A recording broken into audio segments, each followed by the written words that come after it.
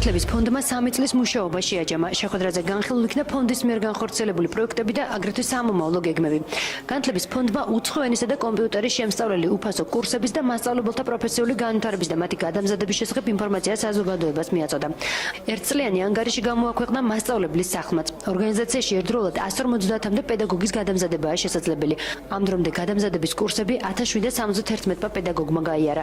შეხვედრას მთავრობის და სამინისტროს წარმომადგენლები დაესწრნენ. ანგარიშის წარდგენას დღეს მესამე სექტორი არ ესწრებოდა.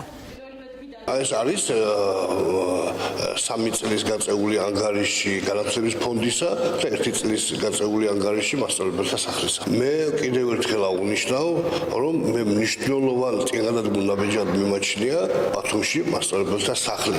მე საკმაოდ დადებითად ვაფასებ მათ მიერ გაწეულ მუშაობას. ჩვენ კონკრეტულად ვისაუბრეთ იმაზე, თუ სწორედ აი უცხო ენებისა და კომპიუტერის კუთხით რა პროექტები განხორციელდა, რა ხორციელდება და რა განხორციელდება და ასევე ვისაუბრეთ იგივე თემებზე, იგივე პროექტებზე მასწავლებლთა პროფესიული განვითარების კუთხით. აქ უამრავი კითხვა იქნა დასმული თუ საზოგადოების მხრიდან, ანუ და ინტერესი იყო ძალიან დიდი. ძირითადი კითხვები მოდიოდა იმაზე, თუ აინტერესებდათ რაოდენობა, ის თუ რა პროექტები და რა ენები ისწავლებოდა.